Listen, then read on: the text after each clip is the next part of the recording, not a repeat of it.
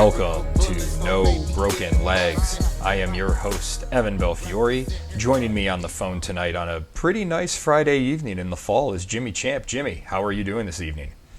I'm good. I'm glad fall is finally seemed to have set in here in Northeast Ohio, and fall means chili and football, and those are some of my favorite things, so let's go. Football was not one of my favorite things last weekend because I took an absolute beating after starting the season 22-10. I think I went 3-13 last week, so the ups and downs of the season have already started, and we come into week 4 with a Cleveland Browns team that's 1-2. They won a game they shouldn't. They lost a game they shouldn't have, and then they just got beat by Baltimore. This is the week where we start to try and figure out what we think is true and what we think is false about the season. And looking at this Cleveland Browns team, the first real question that we have to ask is, how good do you think this defense is? I think the defense is, while healthy, very, very good. I don't know if they end the year as the number one defense like they are right now. The weird thing, it's weird they've been so good in every category except giving up touchdowns. That part's kind of weird. They're the number one rush defense, I believe the number 4 pass defense, but they've given up, they're tied for giving up the third most touchdowns overall, which I think that's weird, but I think the defense is for real, but I still don't believe they can win games with an offense this anemic. Yeah, I would agree with that. The defense, the yardage totals are a little deceiving for the defense because of the turnovers they had in the Baltimore game. Baltimore was able to put up a bunch of points. I think they scored 3 touchdowns and put up 30-some yards. So that's definitely something that'll change as the season goes on. And then, they just completely shut down Cincinnati in the second half of that opening game. Yeah. They've shown an ability to dominate in the ways that we kind of thought they might if Mason Graham, Schlesinger, and Newsome stepped up and played in a way that we thought, well, maybe not Newsome. We didn't think Newsome could play this well, but we definitely liked the potential of Graham and Schlesinger. How big of an impact have those 2 rookies made in the middle of that defense? They have been 2 of the best defensive rookies in the league so far. Yeah. They're doing quite well. Now, we do want to keep in mind, right? We know the Bengals have one of the worst offensive lines in the league still. The Browns defense might have been lucky that it was so many short fields with Baltimore, because while they did a great job of stopping Derrick Henry, it seemed like Baltimore could do whatever else they wanted to do. So with longer fields, I don't know what the yardage ends up in that game. And the Packers did end up losing 3 offensive linemen in that game as well. Yes. Those are all fair points. So, and I think that's why this was a game I talked about before the season when we did our preview, because Detroit's fully healthy. They struggled against Green Bay to open the season, and they've been fine since. That offense is just rolling, and when they're rolling, they look unstoppable. This is a real test for the Cleveland Browns. Can they hold up against the run? And can they continue that internal pressure that opens things up for Garrett and causes problems for quarterbacks that get uncomfortable in the pocket? Because we know that's how you beat Jared Goff. If you can get pressure up the middle, you can get him off his spots, make him nervous, and he'll start throwing interceptions. That's the path forward for the Browns to win this weekend, in my opinion, is it starts there. They have to cause a lot of problems for Goff, and they have to hold up in the run. Do you think this defensive line right now is capable of holding up against that pretty potent Detroit ground attack? I think the problem is, because the offense is so bad, I don't know what hold up means. Yeah, we could very easily see them. Does that make sense? Yeah, we could, because Detroit's going to keep running the ball. They're going to keep trying to run the ball. And at some point, does attrition wear in, and we start seeing Detroit start to lengthen their drives in the third, fourth quarters? I don't believe you're going to hold Detroit to 10 points. Now, No. And I I even was wrote in shocked they here, were. Jimmy, that's a funny thing that you mentioned that because people are talking, some of the local people need to calm the fuck down with calling this defense historic. First off, it's 3 games into the season. So just, again, calm the fuck down, everybody. If they hold this Detroit team to under 10 points, okay, we can start talking about them being Yeah, the best yeah, in the league this year. And then yes, by midpoint of the season, if they're still putting up great numbers, we can talk about where their place is over the last number of years. But even if they keep Detroit to the low 20s, is that enough? This offense looks so exactly. terrible right now. That's, Just is it just the line, or is there something else going on? I mean, I think it's everything. I think we were some of the few people worried about the age of the offensive line, and Dewan and Joe Flacco is really struggling. Judkins might be really good, might not, don't know, and I still don't think the receivers are very good. I think that's just what it comes down to. Maybe Bond needs to get more run out there. I mean, Maybe if he's can't. going to be their deep threat, I don't know how they're going to consistently get time to get the ball to him downfield. I agree, and I mean, and you just keep playing the 2 tight end sets and running option routes with Fannin and keep throwing 4-yard passes and hope things can happen. I just don't like. I feel I like mean, they've tried that for 3 games, Jimmy. It hasn't worked very well. I know, but because I feel like you can hold Detroit to 20 to 24 points and it'd be an absolutely awesome defensive performance and lose the game by 2 scores. Like, it's cool to talk about how great the defense is. Like, they've been better in a couple spots than I thought they would be. But this is also usually the part of the season where these guys in the secondary start getting hurt and missing time. So hopefully that doesn't happen this year. They stay healthy. This defense keeps rolling. But Kevin Stefanski, the offensive guru, the quarterback guru, I guess you just turn it over to Gabriel and you go try to score some points. Because it feels like maybe once again we're going to waste another really, really good defense that this team has put together. Yeah, and that's kind of a bummer. And let's get into the game on Sunday. The Detroit Lions are hosting the Cleveland Browns. The Lions are 10-point home favorites. 44.5 is the over-under, minus 535 on the Lions' money line, plus 400 for the Browns. It's difficult to think about this game because there's 2 very opposing things happening that we just talked about. The Browns' defense is really good, and I could see them holding Detroit to 20, 24 points, somewhere in that range. That means the Browns, to cover the spread, they have to get 2 touchdowns. Can they get 2 touchdowns against this Detroit Lions defense? What has been your impression of that side of the ball for Detroit? Had a ton of injuries last year. They've been getting, they got all those guys back. What do you think of that unit? They've been not as good as I think they need to be to go to where they want to go, but they've been pretty good. But, I mean, the defense is really, I think, and I guess in the run game as well, but the defense is really where I feel like that's where Dan Campbell's intensity really comes out. Like, they're probably just going to send the house of Joe Flacco a whole lot and see what happens. That's what they seem to be good That's at. what worries me, is that they're going to get pressure on Flacco, and he's just not very mobile, so that's just baked into the cake. And then if they can collapse the pocket on him, what happens? Yeah, and then Detroit as well, it's easy for the defense to be as free and good as they've been when the offense is scoring points like they have the last 2 weeks. Especially when they're getting those drives where Montgomery and Gibbs are just taking 5 to 10 yard chunks on runs, and they get those nice extended drives that go for about 9 to a dozen plays. Keeps the defense off the field. They're fresh. I just don't know how the Browns are going to block this front. That's really the key here, because the Browns are going to need to run the ball to slow the Detroit pass rush. And they haven't been able to run the ball at all. I know Judkins has 2 nice runs, and I think he's looked okay. Did you see his bizarre stat that he has more yards after contact than total yards?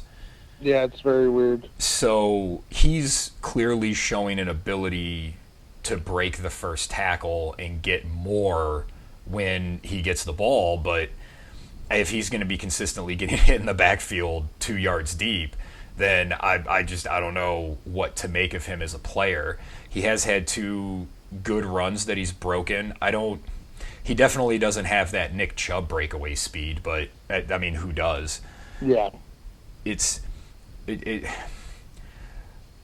So I guess I really so far it's the rookies have been positive. I think they've looked good.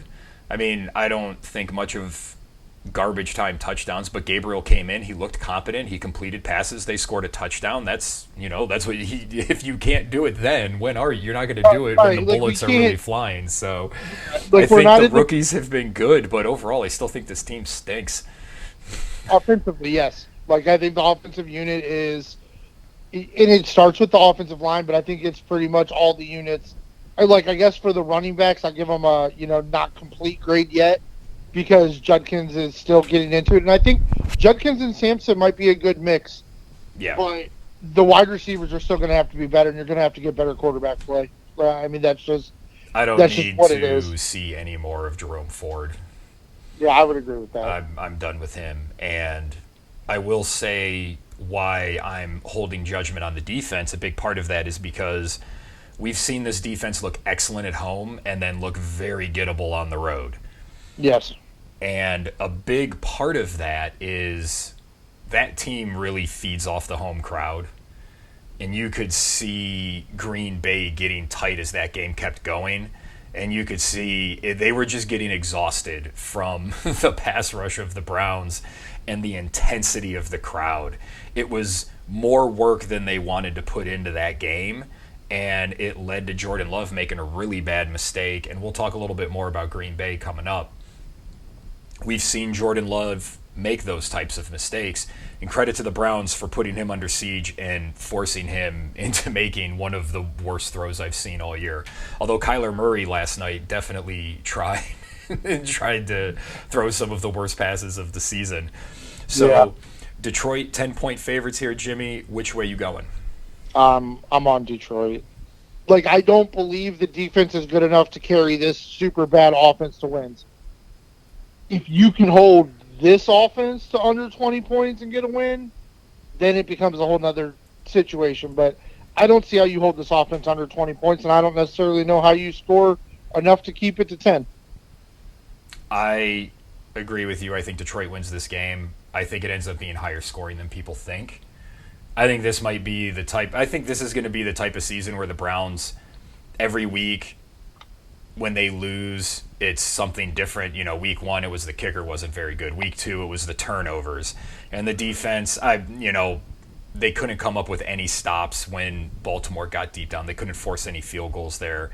That wasn't great. You get the win last week, but the offense looks terrible. This feels like the week where everybody's on the defense, and the defense gives up 35, and the offense scores 21. So I do like the over here, and I like Detroit. Let's briefly talk about the game, or any final thoughts on the Detroit-Cleveland game, or just where the Browns are at 3 games into the season? No, I mean, I think 3 games into the season, they're right where I thought they'd be. Just the one yeah, win. Not the right order. Just not the order I thought the win would come in. I think this is a big game for Cleveland. If they could somehow win this game, there's looks like there's going to be a lot of attrition in the AFC, and starting out 2-4 might not be a bad start. I just don't think. I think when you play teams like Detroit, I just think the defense is good enough and the offense is so good that the style of play the Browns think they can win games with won't be good enough. I would definitely agree with that. I think this is a styles makes fights, and I don't think the Browns have the right style for what Detroit wants to do. Yeah, I agree. They just it all comes down to what they do up front in passing situations. Can they make Goff uncomfortable? Because if they can just make Goff uncomfortable half a dozen times, that could lead to 3 interceptions, and those 3 turnovers could be the difference in the game. And I will, which makes me nervous taking Detroit with 10, but I think they're really going to be able to lean on Gibbs and Montgomery and make a lot of hay on the ground. Yeah, and I will say, I mean, one thing about Detroit, Like, while Ben Johnson is gone, a lot of the offensive principles are the same. And for the most part, when teams will, like, you have to score points on offense with Detroit to be able to have a pass rush affect Jared Goff. Because if you're not scoring points with them, they will run screen pass after screen pass, Yep. jet sweep. You know what I mean? A lot of motion, Yeah. a lot of stuff right at the line of scrimmage. You go, come on, come up the field after me. I'll drop it right over your head. You know what I mean? Like, that's just something they're really good at. So the Browns offense is going to have to play complementary football with the defense to give themselves a chance in this one. We have a game in the books. The Seattle Seahawks beat the Arizona Cardinals 23-20 last night. I liked Seattle. They covered the 1.5. They were the 43.5 under hit by half a point. What were your thoughts on what we saw last night, Jimmy? I guess I was surprised how bad Arizona was until they made that late comeback. That really, I mean, you were down, 3 scores, I think, really, when you started putting it together. I was surprised. Kyler Murray made some horrific plays. Seattle's offense looked pretty good. Like, I don't think the Cardinals' defense is like a top half defense, or probably to the top of the bottom half of the defenses. Mm-hmm. But Seattle looked pretty efficient. They looked pretty efficient. Ken Walker looked okay. The combination of Walker and Charbonnet, JSN, Jackson Smith and Jigba from Ohio State made one heck of a double move and a catch. Like, Seattle might be fighting for a playoff spot towards the end of the year. Yeah, Seattle looks like they've got the competency on offense. I still don't trust Darnold in big spots, but boy, oh boy, Arizona, they're just not good.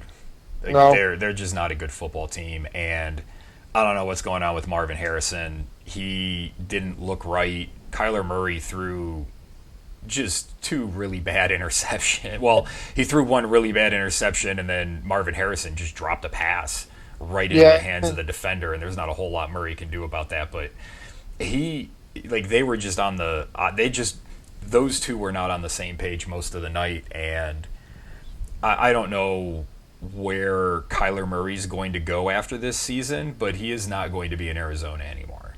And he looks like he may be on the Russ Wilson fast track to being out of the league. Yeah. Well, let's get to the rest of the Sunday slate. The next game we're going to talk about is the Minnesota Vikings traveling to Pittsburgh to take on the Steelers. Vikings are 2.5-point favorites. 40.5 is the over-under. -142 for the Vikings, +120 for the Steelers. Jimmy, Pittsburgh 2-1. They just always seem to do it, which probably means they're going to lose this weekend. What do you think? Is this an overseas game, I think? Yeah, this is the Minnesota game overseas because they play the Browns overseas next week too. So I think that's going to be a lot. I think that's going to be a lot for the Vikings offense. Just, they're so talented, but deficiency at quarterback. But the Steelers' defense hasn't been great. They've been bad. But I think the Steelers' offense will handle it a little better. But we hate picking the Steelers when they're favorite. Like, it's such a weird thing. But I'm gonna take the Steelers here. I think the defense will be able to do just enough. I actually like the under in this one. I think this will be a low-scoring game. I like the under, but I like Minnesota to cover. I think they're going to win this by more than a field goal. I think they're going to cause problems for Aaron Rodgers, and that Steelers defense just isn't very good. They're giving up almost 26 points a game. We're not used to seeing that, but it makes me happy because, fuck them. Well, but they've, some of their stuff's been weird too. They've been giving up like weird special teams points that have lifted up that points per game. But I agree, they have not looked like what we expect the Steelers' defense to look like. Up next, we have the LA Chargers. They're going to be in New York to take on the Giants. Chargers are 6-point favorites. 43.5 is the over-under. -278 for the Chargers money line. +225 for the Giants. Jimmy, the Jackson Dart era begins. How do you think he looks in his debut against the Chargers? Yeah, I think he'll look okay, but not okay enough. I'm all over the Chargers here.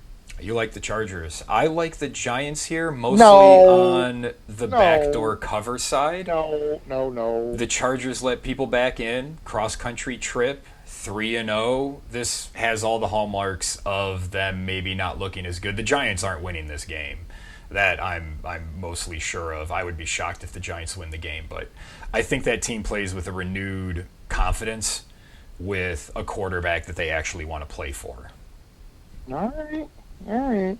At defense, like the Chargers is still like they've struggled to run the ball, which that's going to be tough if they get a lead late to hold it, because I think once they call the dogs off a little bit, Dart's going to look good. He's going to be able to run around. He'll do some, Josh Allen light type things. Brian Daboll will hold off the Wolves for a week just because they look good. Yeah, but what was his name? Ty Tracy, I believe, was the running back that's out. So now it's kind of Scatterbo's offense. So Jackson Dart and Scatterbo back there together should look pretty crazy. We go from the Josh Allen light to the real Josh Allen and the Buffalo Bills, who are hosting the 0-3 New Orleans Saints. 14.5 is the spread in this game. 14.5 is the spread in this game. 48.5 is the over/under. The Saints are plus 850. The Buffalo Bills are minus 1450 on the money line. It's a huge number, Jimmy. Can the Saints keep this close? I don't think the Bills are going to want them to keep it close. Like, I'm not sure the Bills can take their foot off the pedal enough for the Saints to keep it close. Spencer Rattler is about to enter very rare Deshaun Kaiser air by being 0-10 as a starter. Never good when you're being compared to Deshaun Kaiser. No, it's not the place you want to be, but that's where he's headed. No, I think they're going to be. I mean, Buffalo's just going to keep doing what they're doing, and the Saints are really bad. I think that's just what it is. Now, we do, want to remind everybody, like, if you haven't picked the Bills yet, if you're in a survivor pool, if you haven't picked the Bills yet, go ahead and pick them. But if you're building parlays and you're looking for upside and winnings, leave the Bills out because the odds are so bad. Like, it's going to really bring down your odds and your parlays. So just I let would say this that one for go. the parlays, take the over in the parlay instead, because That's Buffalo fair. is probably getting to 30 in this game, and that's if they get to 30, the Saints will get a late touchdown and get into the upper teens.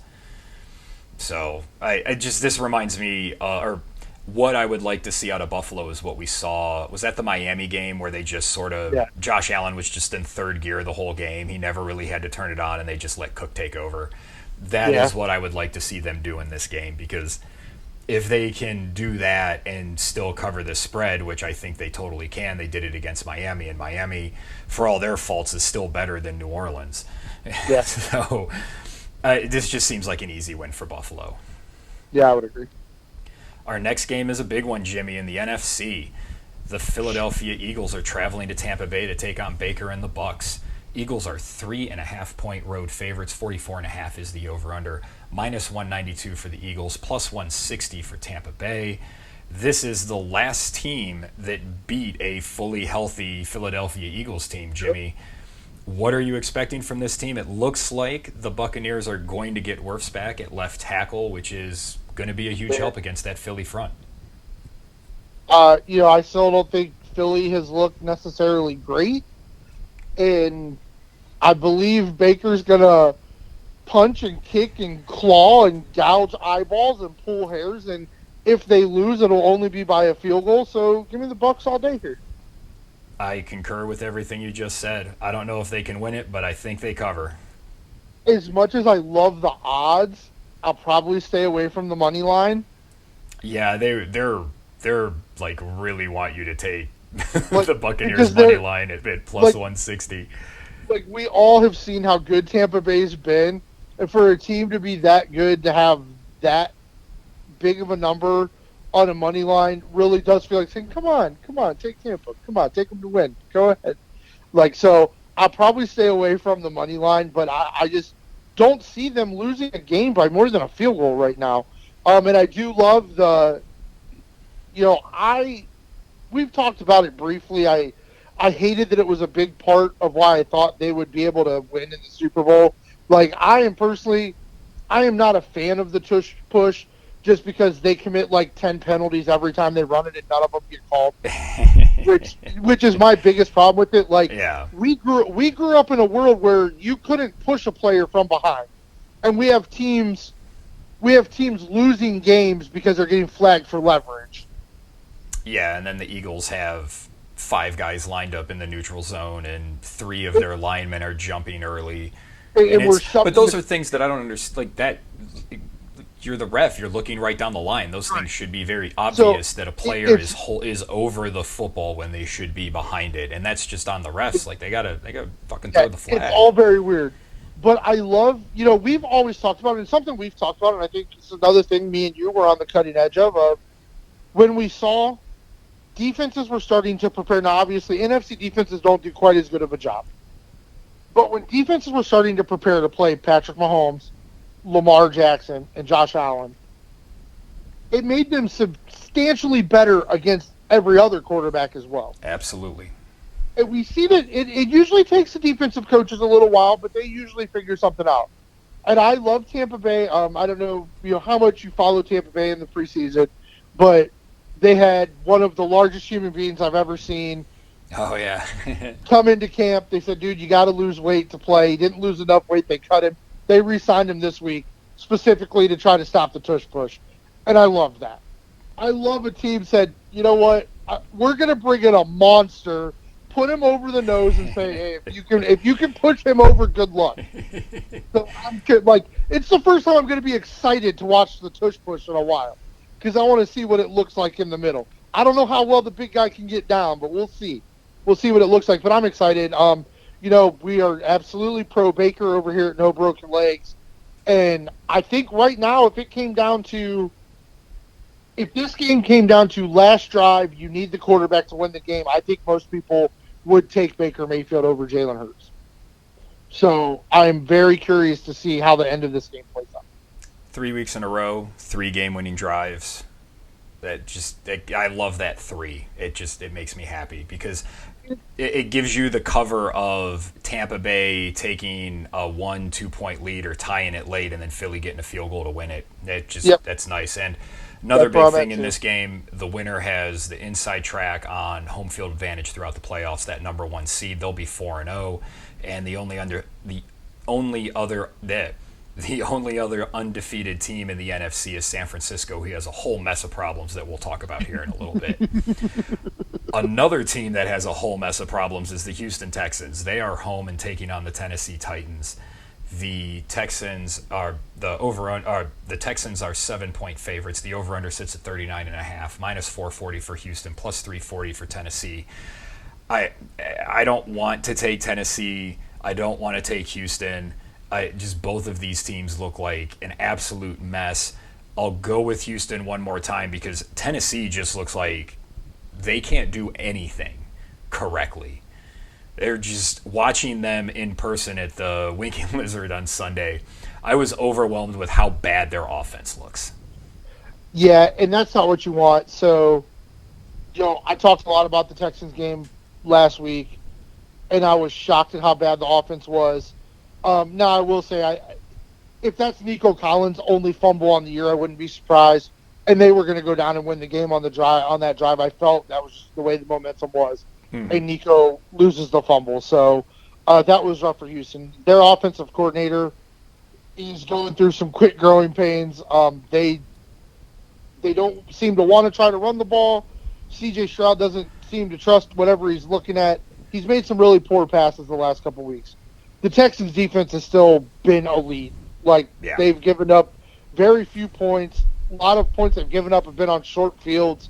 The Texans' defense is elite, and Tennessee's not. And much like that Chiefs line last week, there can't be a lot of times where a team is 0-3 and they're a 7.5 point. Yeah, and this is it. If Houston goes down 0-4, the division's out, and they're probably toast for the last wild card spot. And even if you don't look good in this game, it's a struggle. Because then I think they have Baltimore the following week, so you're probably looking at 1-4. You know what I mean? Yeah, so you've got to get a win this week. They got to have a win this week, but I don't think it'll be very hard for them. I think they'll be just fine. Our next game sees the Washington Armada traveling to Atlanta to take on the Falcons. Washington, earlier today, were 1.5-point favorites. Now that Jaden Daniels has been ruled out, the Falcons are 2.5-point favorites. 43.5 is the over-under, minus 135 for the Falcons, plus 114 for the Commanders. Why are the Falcons favored, Jimmy? That offense looked pretty good with Marcus Mariota, and the Falcons are... Wow, that was bad last week, man. That was an embarrassing bit of football by the Falcons. Every team lays a stinker somewhere during the year, and hopefully that was the Falcons. That was just a really bad game. That was a really poor performance. I am gonna take the Falcons. Okay. I can't see sustain it. Now I do believe Washington has a lot of good skill players. I just can't see sustained success on the road for Marcus Mariota, so I'm going to go with the Falcons here. That's fair. I just think that Falcons team's bad. They might be. Michael Penix, if Baltimore and Kansas City weren't 1-2, and we couldn't sit around and talk about how Phillies looked pretty awful and nitpick them, it's like Michael Penix should be happy that there's some other teams faltering, because we're just a couple of weeks away from a whole week of people talking about how he's probably not a good quarterback. Yeah, and as a coach, when you got Kirk Cousins standing over there, Yeah, and I don't know. That we'll figure out what's going on with that team. We're gonna at some point here in the next couple weeks talk to one of my coworkers who is a big Falcons fan, and he can give us the inside scoop on what's happening there. Hear, hear. The team that beat up on the Atlanta Falcons is the Carolina Panthers, and they are traveling to New England to take on the Patriots. The Pats are 5.5-point favorites. 42.5 is the over-under, minus 250 for New England, plus 205 for Carolina. Doesn't look like anybody has any faith in Carolina repeating last week's performance. I'm taking the Panthers here. They're feisty. I don't think they'll win, but I think they'll cover.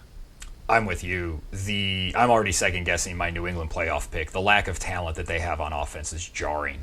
Yeah, the offense is struggling. I still trust some of the pieces and their coaching staff. They got to figure out how to hold on to the ball, which probably means just turn it over to Travion Henderson. Actually let him go out for a game and see what happens. Yeah, but I do still trust the offense, but I think the Panthers are just going to be the king of the backdoor cover this year. Yep. So I think they're just going to stay feisty. So I like the Panthers here. Our next game sees the LA Rams hosting the Indianapolis Colts. 3.5-point favorites are the Rams. 49.5 is the over-under. Minus 192 for the Rams, plus 160 for the Colts.